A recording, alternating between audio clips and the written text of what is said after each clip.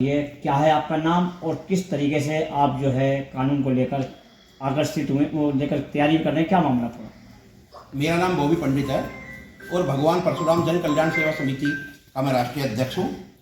हमने जो ये यूजीसी के काले कानून के विरोध में आज प्रेस कॉन्फ्रेंस रखी है, ये जो कानून है ये सर्व समाज के लिए एक धब्बा है, एक दाग है, एक कलंक है। हम इस सरकार से ये निवेदन करते हैं आपके चैनल के माध्यम से, सभी पत्रकार बंधुओं के माध्यम से, कि इस कानून को वापस ले, हमारे बच्चों के भविष्य से खिलवाड़ ना करें, वरना सर्व समाज सड़कों पर आ जाएगा। और जिस पार्टी को आज तक हम जिताते रहे हैं, सरकार बनवाते रहे हैं, ऐसा न हो कि हमें बच्चों की खातिर, अपने बच्चों की खातिर उसी सरकार के विरोध में वोट करनी पड़े, उसके विरोध में वोट करनी पड़े। तो हम ये चाहते हैं, सरकार से निवेदन करते हैं आपके चैनल के माध्यम से कि वे इस काले कानून को वापस ले लें। अच्छा, काले कानून को लेकर किस तरीके की तैयारी आपने की है? क्योंकि तैयारी भी आपने सुना है कि कुछ तैयारी बड़ी करने जा रहे हैं अगर कानून वापस नहीं लिया गया तो। देखिए, हम सरकार को 22 तारीख तक का 21 तारीख तक का टाइम देते हैं। 21 तारीख तक, क्योंकि 19 तारीख की सुप्रीम कोर्ट में इसके ऊपर सुनवाई है। यदि 19 तारीख को इसका कोई सोल्यूशन नहीं निकला, ये काला कानून वापस नहीं हुआ, तो 22 तारीख को रामलीला ग्राउंड जो चुंगी नंबर 3 पर है, वहां से एक विशाल जनसभा को लेकर हम लोग डीएसपी ऑफिस तक आएंगे, पैदल मार्च बाजार में करते हुए। उसमें सर्व समाज के सभी लोग हमारे साथ होंगे। अच्छा, यूजीसी को लेकर जो कानून बनाया गया है, आपको इसमें क्या खामियां नजर आ रही हैं? इसमें खामियां कानून थोड़ी है, ये तो सर्व जाति के साथ एक खिलवाड़ किया जा रहा है। ये जो कानून है, इसमें हमारे बच्चे बिना अपराध के ही अपराधी घोषित कर दिए गए हैं सरकार द्वारा। यदि कोई भी बच्चा यूजीसी के तहत कोई भी एफआईआर सर्व जाति के बच्चे के खिलाफ करता है, तो पुलिस उसका फौरन अरेस्ट करने का काम करेगी, ना कि पहले जांच करने का काम करे। यदि इसे यूजीसी कानून सरकार को लागू ही करना है, तो हम इसमें संशोधन करके करें, इसमें पहले जांच करें। जांच करने का यदि वो रिपोर्ट फेक पाई जाती है, एफआईआर फेक पाई जाती है, तो उसके खिलाफ भी तो कार्रवाई होनी चाहिए। इस तरह से तो आपको मैं बता दूं कि आने वाले समय में हमारे बच्चों का शोषण होगा, हमारे बच्चों को ब्लैकमेल किया जाएगा, जबरदस्ती जेल भेजा जाएगा। 13 जनवरी को यह कानून पारित हुआ।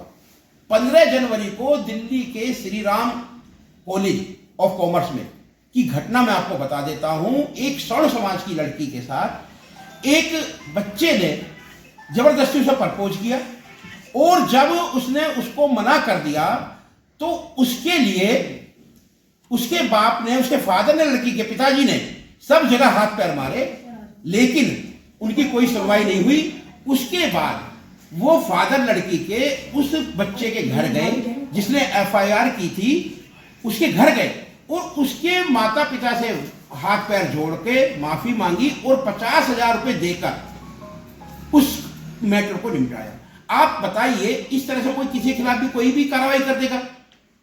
सर, जैसा कि एक अभी किसी ब्राह्मण समाज के कुछ सुना है कि कुछ दिन पहले एक जमानत हुई थी, उन्होंने सजा काटी है उसके अंदर जी, तो विष्णुदत्त तिवारी, SC ST का कुछ मामला था, क्या नाम था उनका? क्या Vishnudutt Tiwari ji, SC ST act में जेल गए। 20 साल की सजा काटी उन्होंने और वो उसमें निर्दोष पाए गए। 20 साल जो उन्होंने मुकदमा लड़ा, उनके परिवारजनों ने, उस 20 साल के अंदर विष्णुदत्त तिवारी ने अपने माँ बाप को खो दिया, उनकी जमीन बिक गई, उनकी वाइफ की मृत्यु हो गई। अब वो क्या करें?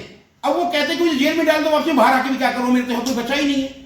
बाद में जब वो निर्दोष पाए गए, तो अब मैं सर ये पूछना चाहता हूं आपके चैनल के माध्यम से कि जिसने वो एफआईआर की थी उसके खिलाफ क्या कार्रवाई हुई? तो समाज जो है इस बात पर अलावा है कि कम से कम कुछ नहीं तो कानून के अंदर फेरबदल हो। फेरबदल नहीं, मेरा मतलब कहने का है कि जब आप समानता की बात करते हैं, तो समानता दोनों पक्षों के लिए होनी चाहिए, किसी एक पक्ष के लिए ना हो। अब ये तो इसमें समानता का हुई, इसमें तो सीधा सीधा आप अपराधी कर रहे हो हमारे बच्चों को घोषित। क्या एक बार एफआईआर होने के बाद किसी भी सर्व जाति के बच्चे पर क्या उसे कोई सरकारी नौकरी मिल पाएगी? तो मेरा आपके माध्यम से, आपके चैनल के माध्यम से निवेदन है कि कानून ऐसा हो जिसमें दोनों पक्षों का ध्यान रखा जाए। यदि कोई फेक एफआईआर कराता है हमारे बच्चे के खिलाफ, तो उसके खिलाफ क्या कार्रवाई सरकार करेगी? और बराबर में बैठे हैं और साथी भी, क्या नाम है जी आपका? मेरा नाम अरुण शर्मा है और मैं भगवान परशुराम जन कल्याण समिति में राष्ट्रीय सचिव हूँ। जी सचिव साहब, जैसे काले कानून को लेकर आपने एक बड़ा आंदोलन करने की तैयारी की है, उसमें आपका किस तरीके से तैयारी रहेंगी? और जैसे यदि ये काला कानून हमारा वापस नहीं होता है तो हम अपने बच्चों के भविष्य के लिए कुछ भी कर गुजरने के लिए तैयार हैं, और जिसकी चिंगारी आने वाली 22 तारीख को सरकार को देखने को मिल जाएंगी। तो और कितने समाज के जो लोग हैं, कौन कौन सब बिरादर के लोग होंगे इसमें स्वर्ण समाज के सभी लोग होंगे, जो भी स्वर्ण समाज में आते हैं, चाहे वो फिर हिंदू हैं चाहे वो मुस्लिम है, सभी मतलब जो स्वर्ण समाज के लोग आते हैं सभी उसमें मौजूद रहेंगे। ये एक किसी जाति का प्रोग्राम नहीं है, ये एक समाज का प्रोग्राम है, एक जनरल समाज का प्रोग्राम है। इसमें हर समाज के लोग जो स्वर्ण जाति से जुड़े हुए हैं, वो मुस्लिम भी है, उसमें 4-5 जाति मुस्लिम की भी आती हैं, इसमें हमारे और भाई बहन भी हैं, त्यागी समाज भी है, इसमें ठाकुर समाज भी है, बहुत सारे लोग हैं, सब लोग इसका जो विरोध करने के लिए तैयार है। हमारी बहन जी बैठी हुई है, पार्षद रही है यहाँ से 2-2 बार। क्या नाम है आपका पार्षद जी? मेरा नाम बिल्कुल त्यागी है। त्यागी, बताइएगा किस तरीके से आप इनका सहयोग करेंगे और क्या है आपके लिए भी क्या दिक्कत है? आपके भैया जी ने जो की बात आपको बातें बताई, बहुत अच्छी बातें बताई है, और हम इस कानून का विरोध करती हूँ मैं, और अपनी सरकार से ये विनती करती हूँ, निवेदन करती हूँ कि इस कानून को वापस लिए, क्योंकि ये हमारे आने वाले बच्चों के लिए बहुत ही गलत होगा जो हम इस पर विरोध ना करेंगे, जो हम इसका विरोध नहीं करेंगे और जो हम अपने घर में बैठे रहेंगे। और ये नहीं मैं भाजपा की सभासद हूँ, मुझे इस चीज़ से वो नहीं है, लेकिन जो गलत है वो गलत है। जो हमारी सरकार ने ये गलत कानून बनाया, हम सब इसका मिलकर विरोध करते हैं, और जहाँ भी अपने बच्चों के साथ खड़े हैं, क्योंकि ये आने वाला जो समाज, हमारे बच्चे हैं, जो बच्चों पे ये गलत हो रहा है, ये बच्चों के लिए सबसे ज्यादा गलत है, क्योंकि अभी कॉलेजों में ये लगा है, ये और कहीं हम पे नहीं है, लेकिन ये कॉलेजों में जो लगा है बच्चों के लिए, कल को बच्चे कोई बच्चा किसी को कुछ कह रहा है और निर्दोष बच्चा है, उस पर तुम FIR करवा दोगे, तो उसको बच्चों का उसका भविष्य देखो, उसका भविष्य कैसे होगा? तो ये बहुत गलत है। मैं इसका पूरा संपूर्ण से विरोध करती हूँ, और मैं इस कानून का अपने सरकार से ये विनती करती हूँ, बार बार करती हूँ कि इस कानून को वापस ले। धन्यवाद। क्या बताइए, क्या नाम है जी आपका? मेरा नाम शैली त्यागी है, मैं स्वर्ण समाज से ही हूँ। जी और जी बताइएगा किस तरीके से आप तैयारी करेंगे और सरकार को क्या जरूरत पड़ी थी ऐसा कानून बनाने के लिए? देखो, ये जो भी कानून बनाया गया है बहुत गलत बनाया गया है। किसी एक समाज को लेके इतना सरकार को ये सब नहीं करना चाहिए था। सभी सरकार के लिए तो सभी समाज बराबर हैं, और एक माँ होने के नाते कल आने वाले टाइम में हमारे बच्चे भी कॉलेज जाएंगे। हमारे समाज के लिए ये बहुत नेगेटिव पॉइंट है, ये ऐसा नहीं होना चाहिए। ये कानून सरकार को कानून वापसी लेना पड़े। नहीं, सरकार को जी मैं एक मिनट से सवाल करूँ दोबारा से, हमारे बोल पंडित जी बताएंगे सरकार को क्या वजह रही इस कानून को बनाने की? देखिए, ये तो मेरे को आज तक समझ में नहीं आया। वजह ये रही राजनीतिक, केवल एक राजनीति है। जैसे पहले सरकार जो आई थी कि भाई सनातन के नाम पे आई थी, आज जो अब से पहले नारा लागू हुआ था कि बटोगे तो कटोगे, इस नारे के तहत सरकार बन गई, सब लोग हम जुड़ गए, एक नकवे में एक धागे में मोती की तरह हम लोग पिर गए और हमने अपनी सरकार बना दी। 3 बार हमने माननीय मोदी जी को प्रधानमंत्री बनाया। लेकिन आज उन्हें अब ये लग रहा है कि भाई अब ये जो राजनीति है अभी लंबे समय चलेगी, तो उन्होंने हमें जातियों के नाम पर भिड़ाना शुरू कर दिया। आज वो उन्हें लगता है स्वर्ण समाज केवल 15% है, लेकिन मैं आपके चैनल के माध्यम से कहूं, स्वर्ण समाज की गिनती 40% है पूरे वोटों में।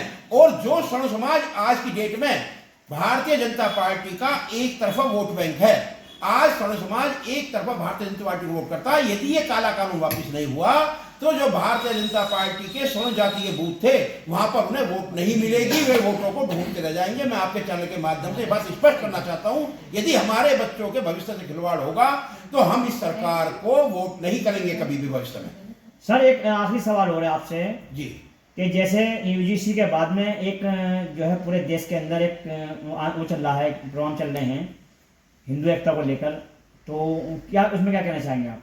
देखिए, हिंदू सम्मेलन करने की जरूरत इसलिए पड़ी है अब उन्हें कि जिससे ये UGC काला कानून जो है दब जाए। अब से पहले तो हिंदू सम्मेलन नहीं हुए। मेरा मानना यह है हिंदू सम्मेलन के प्रवक्ताओं को ही यह बात रखनी चाहिए थी। अब क्योंकि बहुत सारे हिंदू सम्मेलनों में हमारे संघ के प्रवक्ता भी आए थे, उन्हें यह बात अपने मंच से रखनी चाहिए थी कि हिंदू हम रह कहां गए, इस देश को तो जातियों के आधार पर बांटा जा रहा है, तो हम हिंदू कहां रह गए? मैं स्वर्ण समाज, कोई SC समाज, कोई OBC समाज, हिंदू कहां रह गए हम? तो ये तो सब चीजें प्री प्लान करी गई हैं जिससे UGC जैसा काला कानून दबके रह जाए और जो हम लोग अपना हिंदू सम्मेलन के नाम पर लोगों को इकट्ठा करें। तो ये कोई चीजें चलेंगी नहीं, कितने हिंदू सम्मेलन कर लें, यदि यूजीसी जैसा काला कानून वापस नहीं हुआ तो सर्व समाज भारतीय जनता पार्टी को वोट नहीं करेगा। मैं बिल्कुल स्पष्ट आपके चैनल के माध्यम से ये संदेश भेजना चाहता हूं। और हम ये चाहते हैं कि महादेव हमारी सरकार की बुद्धि ठीक करे और इस काले कानून को वापस ले, जिससे बच्चों में समानता बनी रहे। ये समानता का कानून नहीं है, ये तो असमानता फैलेगी, पूरे समाज में असमानता फैलेगी। बच्चे आपस में बैठ नहीं पाए, एक साथ बैठना बंद कर देंगे, आपस में गैप आ जाएगा, दोस्ती खत्म हो जाएगी बच्चों की। तो ये समानता नहीं है, ये तो असमानता फैलाई जा रही है समाज में, पता नहीं क्यों फैलाई जा रही है, हमें ये समझ में नहीं आ रहा। और हमारे साथ में और भी नेता बैठी महिला, क्या नाम है आपका? मेरा नाम तन्नू शर्मा है। शर्मा जी, जैसे अभी काले कानून को लेकर बराबर बता रहे हैं, तो उसमें आपका क्या कहना है? मैं ये कहूंगी जो ये कानून बना है ये किसी एक ऐसा प्रतीत हो रहा है किसी एक वर्ग को तो ये संरक्षण दे रहा है और दूसरे वर्ग का ये विरोध कर रहा है, शोषण कर रहा है। तो ये चीज एकदम गलत है। भाई कहते हैं कि हाँ भाई, अब मैं नाम नहीं लूंगी कि उन लोगों ने पहले जमाने में ये करा वो करा और जातियों से, लेकिन अब मैं महसूस करती हूँ कि हम लोगों पे आरक्षण के नाम पे हम लोगों को परेशानी होती है। कहीं ना कहीं कितने इंटेलिजेंट बच्चे हो हमारे रह जाते हैं। अब इसमें ये एक चीज और थोपी गई है, मतलब हमारे बच्चों को पढ़ लिख के भी नौकरी तो मिले ही ना मिले, उसके बाद कॉलेज भी ना जाए, इस डर से कि वहां हमारा शोषण हो सकता है। क्या है इस कानून का? बच्चे आपस में उठ बैठ नहीं सकते, हंसी मजाक नहीं कर सकते। वैसे ही समाज में इतनी वो फैली हुई है कि बच्चों में आपस में मिलना जुलना ही खत्म हो गया। इस यूजीसी के प्रोग्राम के एक्ट के बाद बच्चों के अंदर मेल भाव भी खत्म होने की पूरी चांसेस हैं और जो ये गुंडागर्दी बढ़ेगी इसमें 100% है कि बढ़नी ही बढ़नी है। तो आप क्या कहना चाहेंगे सरकार से अपनी तरफ से? मैं सरकार से कहना चाहूंगी कि जितने जल्दी हो सके इस कानून को वापस लें। अगर कानून वापस ना हुआ तो होगा, कैसे भी होगा, और नहीं होगा तो हम डट के विरोध करेंगे, रैली निकालेंगे, जो बन पड़ेगा वो करेंगे, पूरा स्वर्ण समाज मिलके। और कोई कुछ बोलना चाहेगा? आप कुछ और संदेश देना चाहते हैं? हम तो यही संदेश देना चाहते हैं आपके चैनल के माध्यम से कि मोदी जी आपसे निवेदन है, विनती है, प्रार्थना है कि इस कानून को वापस ले लें, वरना 22 तारीख से हमारे यहाँ आंदोलन शुरू हो जाएंगे। एक पहला आंदोलन 22 तारीख को चुंगी नंबर 3 से शुरू होकर डीएसपी ऑफिस तक पैदल मार्च है।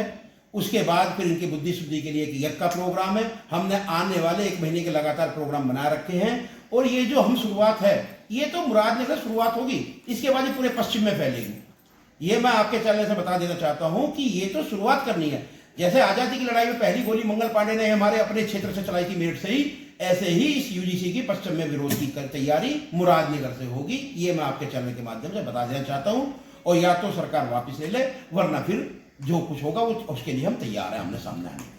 हमें संशोधन नहीं चाहिए, हमें काला कानून ये वापस होना चाहिए, बस संशोधन नहीं चाहिए। क्योंकि पहले ही उसके आरक्षण के नाम पे, SC ST के नाम पे 70% मुकदमे पे फर्जी चल रहे हैं।